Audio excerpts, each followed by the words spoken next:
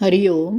भगवद्गीताबोध योगदास श्री जय गणेश जोशी यांनी केलेले निरूपण. अध्याय 18 मोक्ष संन्यास योग. ओम श्री परमात्मने नमः. अथ अथाष्टादशोऽध्यायः. जय योगेश्वर. परमात्म्याला नमस्कार.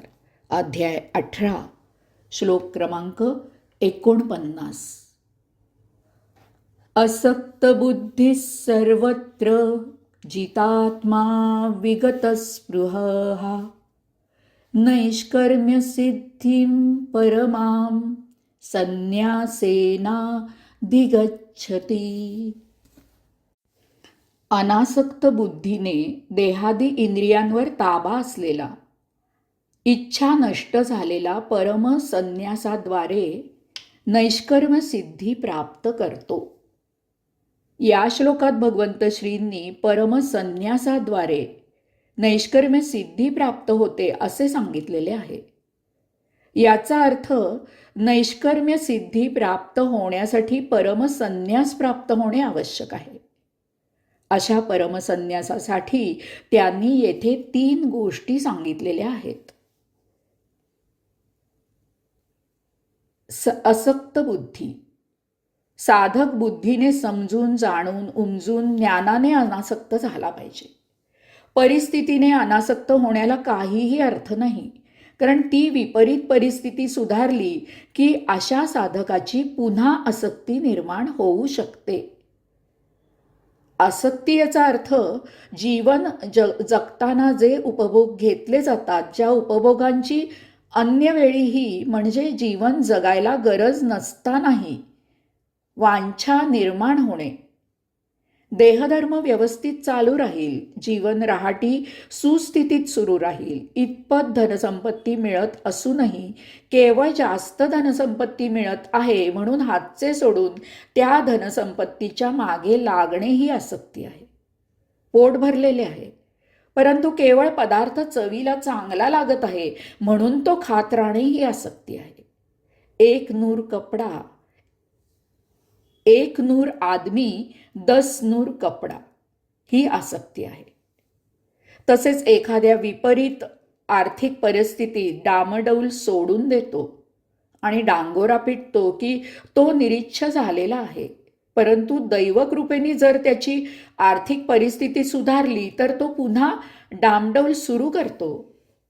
यास्तव भगवंत श्री येथे सांगत आहेत की परम संन्यासासाठी अनासक्ती ज्ञानाने समजून जाणून निर्माण झाली पाहिजे.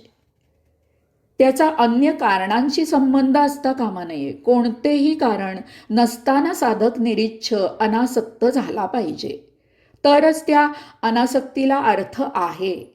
असा साधक परमसन्यास प्राप्त करतो. सर्वत्र जितात्मा. अनेक वेळा साधकाला त्याच्या इच्छेविरुद्ध देहादी इंद्रिये भरीस पाडतात. देहादी इंद्रियांच्या भोगापवर्गतेमुळे त्याला मोह होतो. अशा वेळी तो स्वतःच्या मर्जीविरुद्ध, मनाविरुद्ध, वैचारिक जाणीवेविरुद्ध, स्वतःच्या तत्वाविरुद्ध वर्तन करतो. अशा वेळी त्याची निश्चयात्मक बुद्धी क्षीण होते, निष्प्रभ होते आणि साधक देहादी इंद्रियांच्या सौख्यासाठी कर्म करतो. परंतु ज्ञानाने हे सर्व जाणून जेव्हा साधक आपल्या बौद्धिक क्षमतेवर, बौद्धिक शक्तीवर, बौद्धिक जाणीवेने मानसिक तोल साधून देहादी इंद्रियांच्या भोगापवर्गतेवर जय मिळवतो, देहादी इंद्रियांच्या भोगापवर्गतेवर जय मिळवतो आणि तो त्यांच्या भोग वासनेसाठी कर्म करणे टाळतो, तेव्हा अशा साधकाच्या ताब्यात त्याची देहादी इंद्रिये राहतात. अमुक नाही म्हणजे नाही अशा ठाम विचारावर साधकाचे आचरण चालू असते. अशा साधकाला सर्वत्र जितात्मा असे म्हणतात. असा साधक परमसन्यास प्राप्त करतो. विगत स्पृह. ही तर परमसन्यास प्राप्त करायची उच्च पायरी आहे. देह जीवित राहण्यासाठी, जीवन रहाटी सुरू राहण्यासाठी किंवा अशाच अत्यावश्यक कारणासाठी काही गोष्टी मिळणे गरजेचे असते. अशा गोष्टी मिळाल्या नाहीत तर साधक जीवित राहणे शक्य नसते. तो मृत होऊ शकतो. परंतु साधक अशाही गोष्टींची आसक्ती सोडून देतो.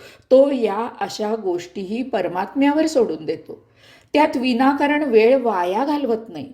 त्याऐवजी तो परमात्म्याची सेवा करत राहतो. अशा साधकाला विगत स्पृहा साधक असे म्हणतात. अशा साधकाला विगत स्पृहा साधक असे म्हणतात.